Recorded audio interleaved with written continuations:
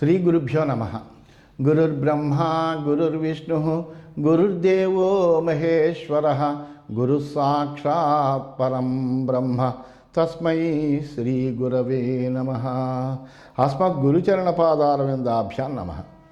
నిన్నటి మన మహాభారత ప్రస్థానంలో ఆ కౌశికుడు ధర్మవ్యాధుడి యొక్క సంవాదం వింటున్నాం మనం. ఆ ధర్మవ్యాధుడు అనేకములైనటువంటి ధర్మాలను గూర్చి కౌశికుడికి తెలియజేశాడు. అలాగే హింస అహింస అనేటువంటివి రెండు విడివిడిగా ఎలా ఉంటాయ్యా, అసలు అహింస లేనటువంటి ప్రదేశం ఎక్కడ నాకు కనిపించట్లేదు.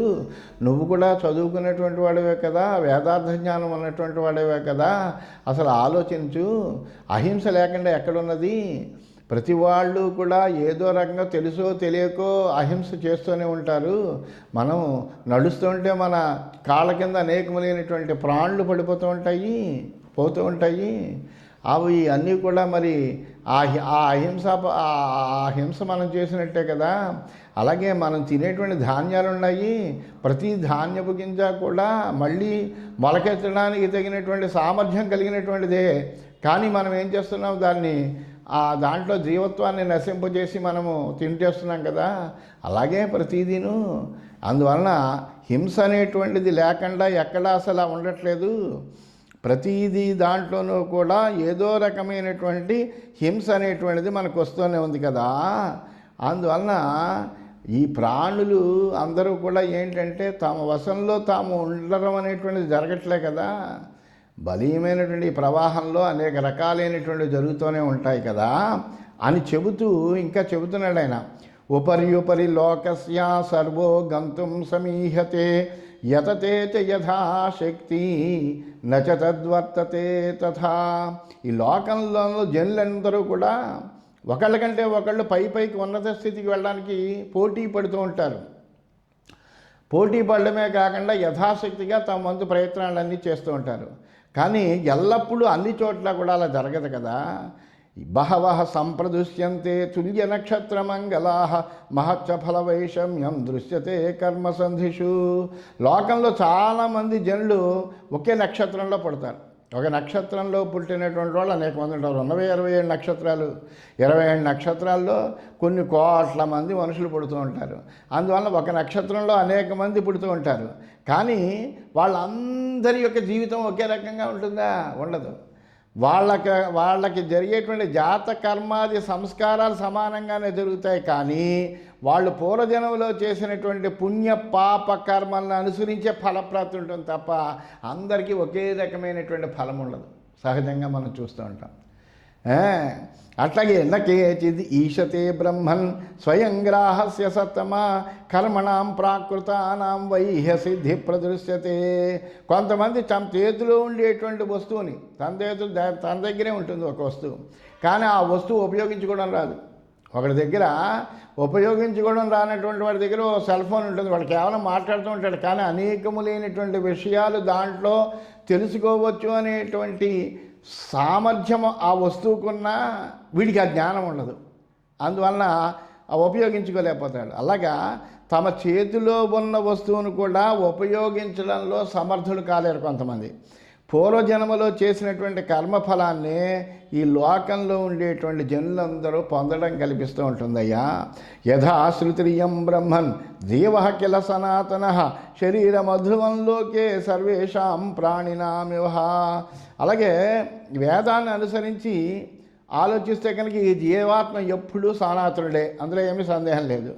అయితే నిత్యమైనటువంటి వాడు సనాతనుడే జీవుడు అనేటువంటి వాడు. వ్యావహారికంగా ఉండేటువంటి సమస్త ప్రాణుల శరీరాలు ఉన్నాయి. ఇవి శరీరాలు ఏవైతే ఉన్నాయో ఇవి అశాశ్వతాలు. కానీ జీవుడు ఎవరైతే ఉన్నాడో ఆ జీవుడు శాశ్వతమైనటువంటి వాడే. వ్యావహారికంగా ఉండేటువంటి ప్రాణుల యొక్క శరీరాలు మటుకు లోకంలో అశాశ్వతంగా ఉంటూ ఉంటాయి. బధ్యమానే శరీరేతు దేహనాశో భవిత్యుత జీవ సంక్రమతే అన్యత్ర కర్మబంధ నిబంధన. శరీరానికి ఏదైనా తీవ్రమైనటువంటి దెబ్బలు తగిలితే తగలచ్చు, అలాగే శరీరం నాశనం అయిపోవచ్చు. కానీ జీవుడు మటుకు కర్మబంధానికి అధీనుడై మరో శరీరంలో ప్రవేశిస్తాడు. ఈ దేహాన్ని వదిలేసి ఒకవేళ ఈ శరీరం కనుక నాశనమైపోతే ఈ శరీరంలో ఉండేటువంటి జీవుడు ఈ శరీరాన్ని వదిలేసి ఇంకో శరీరంలో ప్రవేశిస్తాడు. వాడి కర్మబంధానికి అనుసారంగా అలాగా కథం ధర్మవిదాం శ్రేష్ఠ జీవో భవతి శాశ్వత ఏతదిచ్ఛామ్యహం జ్ఞాతుం తత్వేన వదతాం నర. ఈ విధంగా అన్ని విషయాలు కూడా ధర్మవ్యాధుడు ఈ విషయం ఆ విషయం కాకుండా అనేకములైనటువంటి విషయాలు కౌశికుడితోటి ఈ విధంగా చర్చిస్తున్నట్టుగా చెప్పాడు. ధర్మాన్ని అంతటిని కూడా బోధించాడు. బోధిస్తే ఎప్పుడైతే ఈ జీవుడు నిత్యుడు అనేటువంటి మాట ఎప్పుడైతే చెప్పాడో అప్పుడు వెంటనే ఆ బ్రాహ్మణుడైనటువంటి కౌశికుడికి సందేహం వచ్చింది. అడిగాడు ఆయన వెంటనే, కథం ధర్మవిదాం శ్రేష్ఠ జీవో భవతి శాశ్వత ఏతదిచ్ఛామ్యహం జ్ఞాతుం తత్వేన వతాంబర. నువ్వు ధర్మం తెలిసినటువంటి వక్తల్లో అందరిలోకి కూడా చాలా గొప్పవాడవయ్యా ధర్మవ్యాధ. అయితే జీవుడు ఎలా శాశ్వతుడు అవుతాడు, ఈ విషయం ఉన్నట్టుగా తెలుసుకోవాలనేటువంటి కోరిక నాకు కలుగుతోందయ్యా, ఆ విషయాలు చెప్పవలసింది అని అడిగాడు. అడిగితే అప్పుడు ధర్మవ్యాసుడు చెబుతున్నాడు, నా జీవనాశోస్తి దేహభేదే మిథ్యైతదాహుర్మ్యతే గిలేతి జీవస్తు దేహాంతరిత ప్రయాతి దశార్ధతైవాస్య శరీరభేద. లోకంలో వ్యావహారికంగా మనం ఏంటంటే ఆ మనిషి చచ్చిపోయాడు, ఈ మనిషి చచ్చిపోయాడు అని అనుకుంటాం. మనిషి చచ్చిపోలేదు, ఆ మనిషినిలో ఉండేటువంటి ఆ జీవుడు ఉన్నటువంటి ఆ శరీరం నశించిపోయింది తప్ప అందులో ఉండేటువంటి జీవుడికి మరణం లేదు. ఈ నామరూపాలు దేనికి? ఉపాధి, ఆత్మకు కాదు. ఆత్మకు కాదు, ఉపాధికి మాత్రమే నామరూపాలు. అందువల్ల నామరూపాలు కలిగినటువంటి దానికి నాశనం అనేటువంటిది సంభవిస్తూ ఉంటుంది. అందువల్ల శరీరం నశిస్తే జీవుడు నశిస్తాడు అని అనుకోకూడదు. శరీరం నశించినంత మాత్రాన్ని జీవుడు నశించడు. జీవుడు మరణిస్తాడు అనేటువంటి మాట చూసారా, అది చాలా మిథ్య అసత్యమైనటువంటి మాట. అది జీవుడికి మరణం లేదు. ఈ నామరూపములు కలిగినటువంటి ఆ ఉపాధి ఏదైతే ఉందో ఆ ఉపాధి నశించింది, అంతేగాని అందులో ఉండేటువంటి ఆత్మ నశించలేదు. ఈ జీవుడు ఇందులో ఉండేటువంటి ఆత్మస్వరూపంలో ఉండేటువంటి వాడే జీవుడు. అందువలన ఆ జీవుడు అంటే ఈ ఆత్మ ఏదైతే ఉందో అది ఈ శరీరాన్ని వదిలిపెట్టి ఏం చేస్తుందంటే ఇంకో శరీరంలోకి వెళుతుంది. శరీరంలో ఉండేటువంటి 5 తత్వాలు కూడా పంచభూతాల్లో కలవడాన్నే నాశము అంటాం మనము. అంటే ఏమిటి? నీరు నీరులో కలిసిపోతుంది, గాలి గాలిలో కలిసిపోతుంది, పృథివీ పృథివీలో కలిసిపోతుంది, అగ్ని అగ్నిలో కలిసిపోతుంది, అలాగే వాయువులో కలిసిపోతుంది. ఈ విధంగా శరీరం ఎప్పుడు కూడా పాంచభౌతికమైనటువంటిది శరీరము. ఈ పాంచభౌతికమైనటువంటి శరీరాన్ని ఆశ్రయించి అందులో ఒక జీవుడు ప్రవేశిస్తున్నాడు. ఆ ప్రవేశించినటువంటి జీవుడు ఎప్పుడైతే చైతన్యవంతంగా ఉంటాడో అందులో ఉన్నంతసేపు, ఆ దేహంలో ఉన్నంతసేపు ఆయన అలా చైతన్యవంతంగా ఉంటాడు. ఈ శరీరం నశించింది, ఆయన మరొక ఉపాధిని వెతుక్కుంటూ వెళ్ళిపోతాడు. ఆ ఉపాధి ఎలా వస్తుందయ్యా అంటే అతని యొక్క పూర్వజన్మ సంస్కార విశేషాలను బట్టి అతడు మళ్ళీ ఎటువంటి జన్మ పొందాలో అటువంటి జన్మకు సంబంధించినటువంటి దేహంలోకి ప్రవేశిస్తాడనమాట. అందువలన ఈ చనిపోయాడు అనడానికి బదులు పూర్వం ఏమనేవారంటే అందుకనే పంచత్వం పొందారు అంటారు. పంచత్వం పొందడం అంటే ఏంటి? పాంచభౌతికమైనటువంటి ఈ దేహంలో ఉండేటువంటి ఇది ఇందులో ఈ పంచభూత వాటిల్లో ఉండేటువంటివన్నీ కూడా పంచభూతాల్లోనూ విలీనమైపోతూ ఉంటాయి. ఈ జీవుడు ఎవరైతే ఉన్నాడో ఆత్మస్వరూపంగా ఉన్నటువంటి ఆత్మ వేరొక దేహంలోకి వేరొక ఉపాధిని ఆశ్రయించి వెళ్ళిపోతుంది.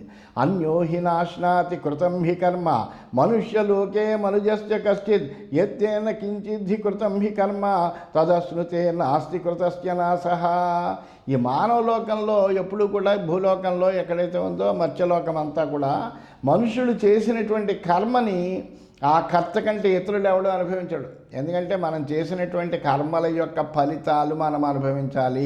ఇది అనేక మార్లు చెప్పబడింది. అంటే కర్మ ఫలితం ఎప్పుడూ కూడా ఆ ప్రాణిని ఆ జీవుణ్ణి పట్టుకుని ఆ కర్మ ఫలితం ఏం చేస్తుంటే నీడలా వెంటాడుతూనే ఉంటుంది.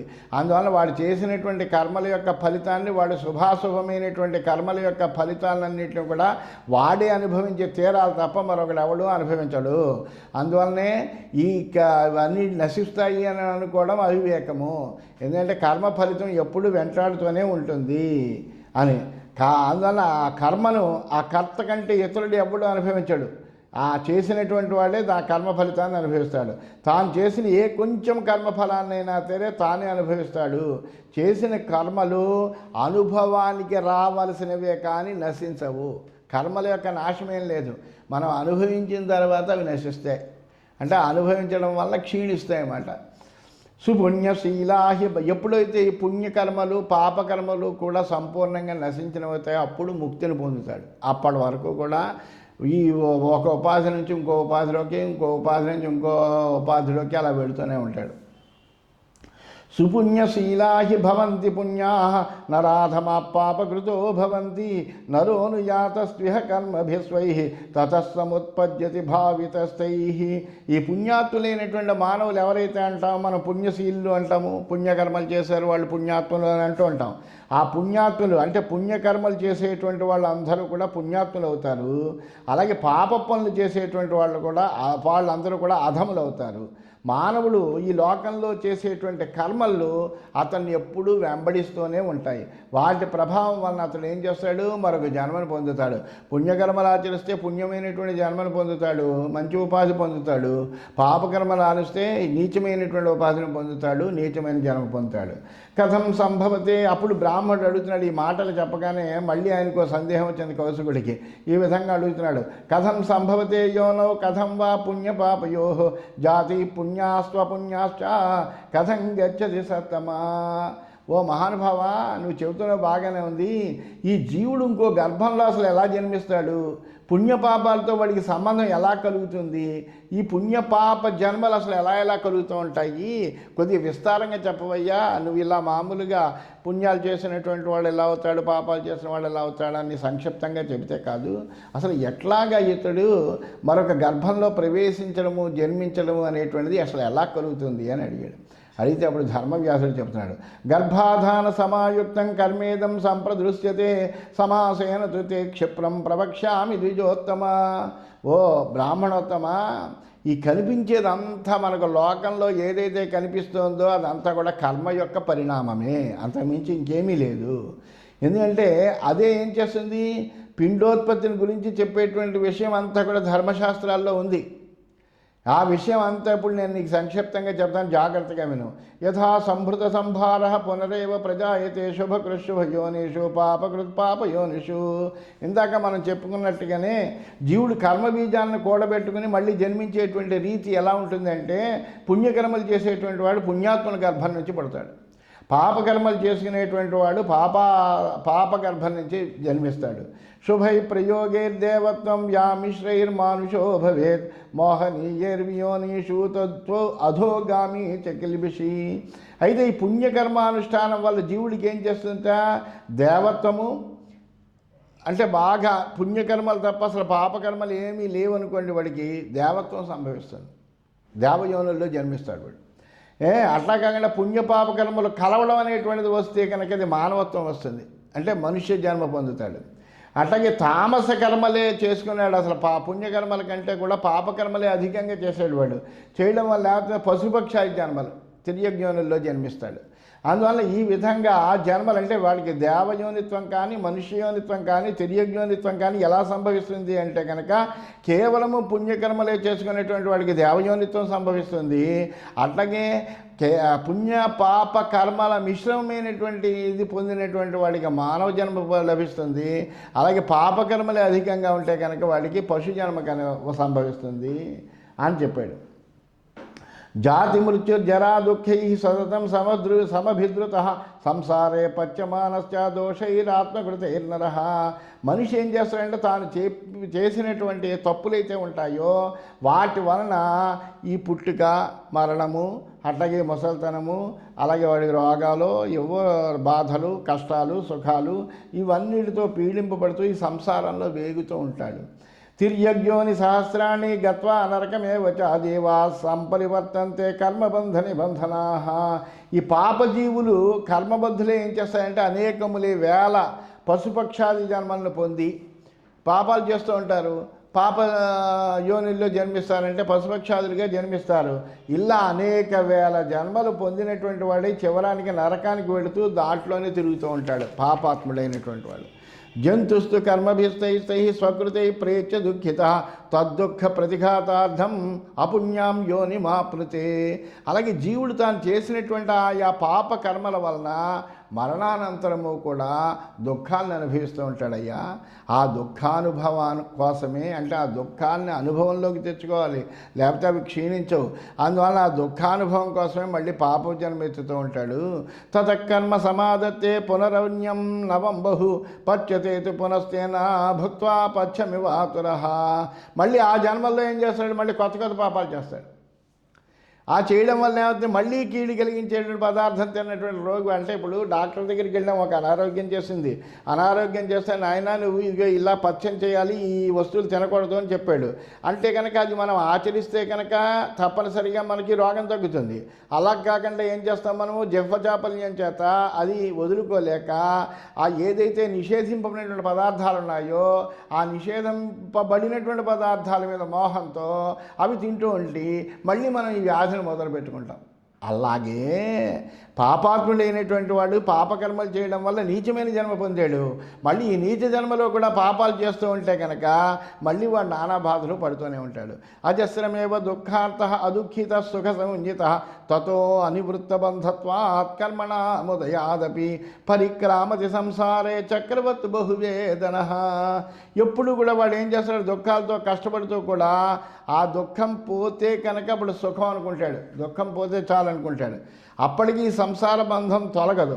ఆ తొలగపోవడం వల్ల కొత్త కర్మలు కలగడం వల్ల మళ్ళీ అనేకములైనటువంటి కష్టాలు బాధలు పడుతూ ఈ జనన మరణ రూపమైనటువంటి సంసారంలో చక్రంలా పరిభ్రమిస్తూనే ఉంటాడు. సుఖం అంటే దుఃఖరాహిత్యమే కదా, దుఃఖం లేకుండా ఉండడమే సుఖం. అంతేకాని సుఖం అంటూ ప్రత్యేకంగా వస్తువు ఏం లేదు. దుఃఖం లేకుండా ఉండడానే సుఖం. దుఃఖం కలిగిందంటే సుఖమే లేదు. అందువల్ల ఆ దుఃఖం పోయింది అంటే అమ్మయ్య అని అనుకుంటాం, అదే సుఖం. సచేన్ నివృత్తబంధస్తు విశుద్ధశ్చాపి కర్మభిః తపోయోగ సమారంభం కురుతే ద్విజసత్తమ కర్మభిర్బహుభిశ్చాపి లోకానశ్నాతి మానవః. అలాగే ఈ కర్మలు ఎటువంటివి అంటే బంధనానికి కారణాలు.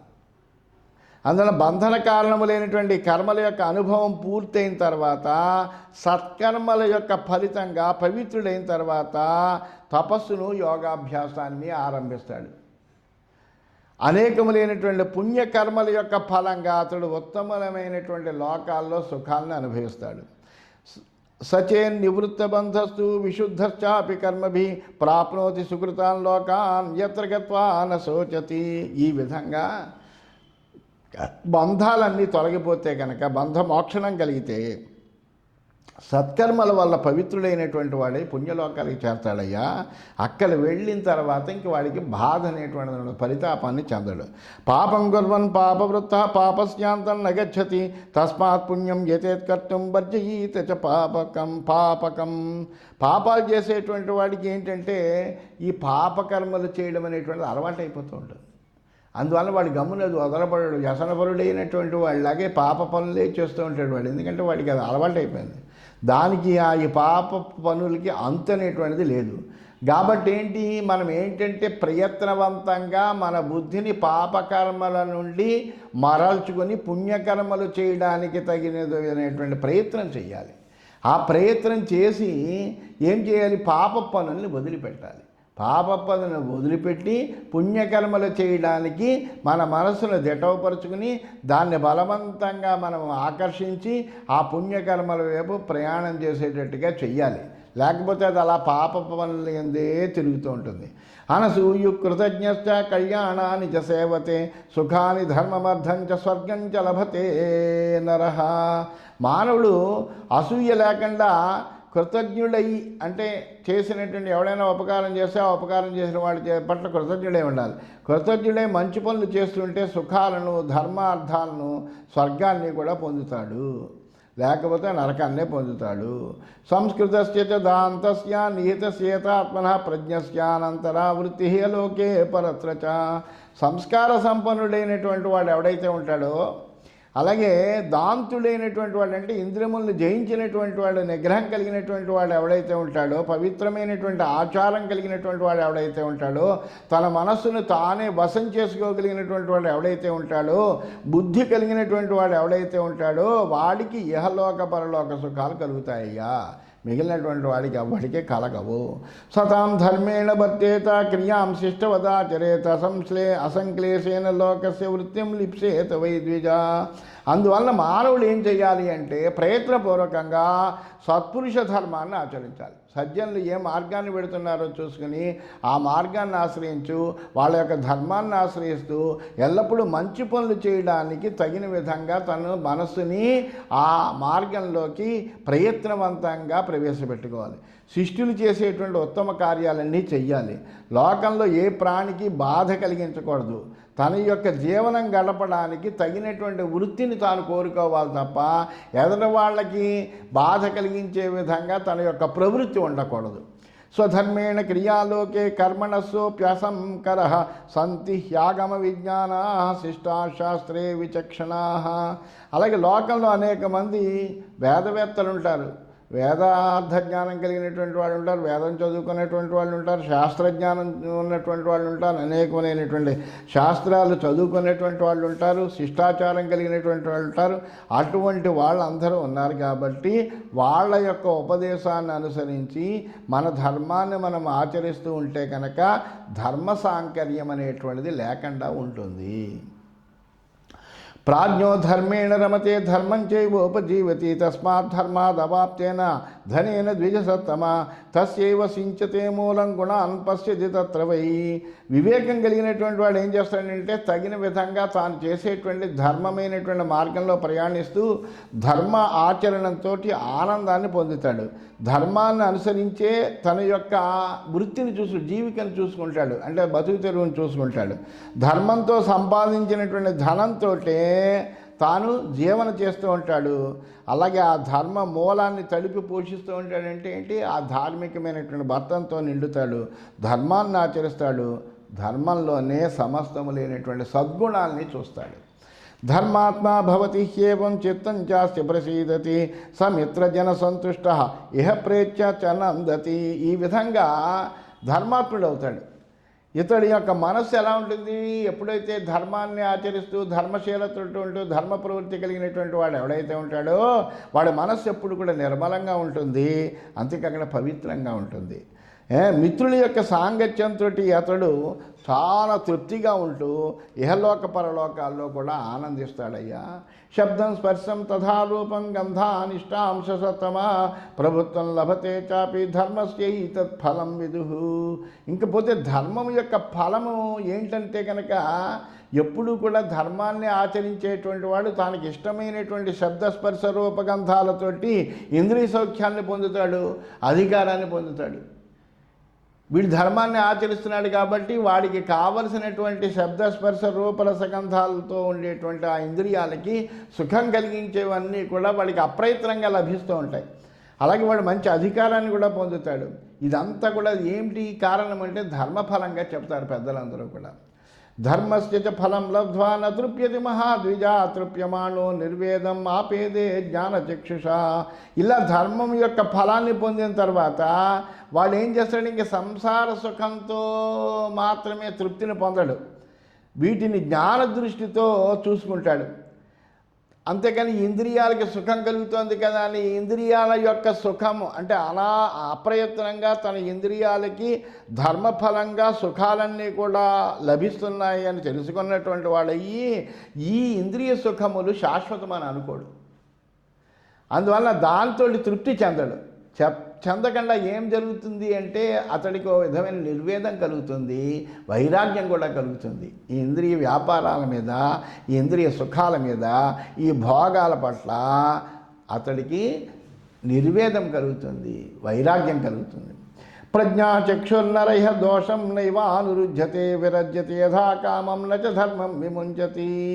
అలాగే ఈ జ్ఞాన దృష్టి కలిగినటువంటి వాడు ఎప్పుడైతే అయ్యాడో వాడు ఇంకా రాగద్వేషాదులైనటువంటి దోషాలను వేటిని అనుసరించాడు. యథేచ్ఛగా అతడికి వైరాగ్యం కలుగుతుంది. జ్ఞానం ఎప్పుడైతే లభించిందో వైరాగ్యం కలిగినట్టే. అయినా ధర్మాన్ని ఎప్పుడు కూడా వదిలిపెట్టాడు. అంత వైరాగ్యం కలిగినా కానీ ధర్మాన్ని మటుకు ఎప్పుడు కూడా ఉల్లంఘించాడు. సర్వత్యాగే చ యతతే దృష్ట్వా లోకం క్షయాత్మకం తతో మోక్షే ప్రయతే నానుపాయాదుపాయత. అప్పుడు వాడికి జ్ఞానం కలుగుతుంది, జగత్ అంతా అశాశ్వతమైనది, ఈ జగత్తు మిథ్య అనేటువంటి జ్ఞానం అనేది అప్పుడు కలుగుతుంది. ఎప్పుడైతే ఈ జగత్తు అశాశ్వతం అనేటువంటిది భావించాడో అప్పుడు అశాశ్వతాన్ని పట్టుకోవాలని ఎవడనుకుంటాడు? శాశ్వతమైనటువంటి దాన్ని పట్టుకుందామనే కోరుకుంటాడు వివేకైనటువంటి వాడు. అందువల్ల ఈ జగత్తు అశాశ్వతం అని తెలిసినప్పుడు ఈ జగత్తు భ్రమల పట్ల ఆసక్తిని ఎప్పుడూ చూపించడు. అందువల్ల ఈ అశాశ్వతమైనటువంటి వాటిని అన్నింటినీ కూడా వదిలిపెట్టడానికి తగినంత ప్రయత్నం చేస్తాడు. తర్వాత తగినటువంటి ఉపాయంతో మోక్షం కోసం ప్రయత్నం చేస్తాడు. మోక్షం ఎలా లభిస్తుందా అనేటువంటి విషయంలో చూస్తాడు తప్ప తన ప్రారబ్ధాన్ని అవలంబించి అలాగే ఉండిపోవాలని మటుకు అనుకోడు అతడు. ఏవం నిర్వేదమాదత్తే పాపం కర్మ జహాతి చ ధార్మికశ్చాపి భవతి మోక్షం చ లభతే పరం. ఈ విధంగా వైరాగ్యాన్ని పొంది పాపపు పనులన్నీ కూడా వదిలిపెడతాడు. అతడు ధర్మాత్ముడవుతాడు. తర్వాత అతడు పరమమైనటువంటి మోక్షాన్ని కూడా పొందుతాడయ్యా. తపో నిశ్రేయసం జంతో తస్య మూలం శమోదమ తేన సర్వానవాప్నోతి కామాన్యాన్ మనసేచ్చతి. ఈ జీవుడికి మేలు కలిగించేటువంటిది ఏదైనా ఉంది అంటే అది తపస్సే. దానికి మూలమైనది ఏంటయ్యా అంటే మనోనిగ్రహము, ఇంద్రియాన్ని నిగ్రహించడము, శమము, దమము. ఇంద్రియాన్ని నిగ్రహించడం అనేటువంటిది దమము, మనస్సుని నిగ్రహించడం అనేటువంటిది శమము. మానవుడు మనస్సుతో కోరుకునేటువంటి వాటిని అన్నిటినీ కూడా తపస్సు వలన పొందగలుగుతాడు. అందువల్ల తపస్సు చేయాలి. తపస్సు చేయాలంటే నిగ్రహం కావాలి. ఇంద్రియాణం నిరోధేన సత్యేన చ దమేన చ బ్రాహ్మణ పదమాప్నోతి యత్పరం ద్విజసత్తమా. ఇంద్రియాలని నిగ్రహించడము, అలాగే సత్యాన్ని ఎల్లప్పుడూ పలకడము, మనస్సుని నిగ్రహించడము అనేటువంటి 3 పనులు కనుక చేయగలిగితే, అంటే ఇంద్రియాలని నిగ్రహించాలి, సత్యాభాషణమే చేయాలి, చక్కటి తపస్సుని ఆచరించాలి, ఇలాంటి మనోనిగ్రహంగా మనస్సును కూడా నిగ్రహించగలగాలి. ఇలా చేసిన దానివల్ల మానవుడు పరబ్రహ్మ పదవిని పొందుతాడయ్యా అని ఈ విధంగా ఆ ధర్మవ్యాధుడు కౌశికుడికి ఈ విధంగా ఉపదేశం చేస్తున్నాడు చేసి అని తెలియజేస్తూ స్వస్తి.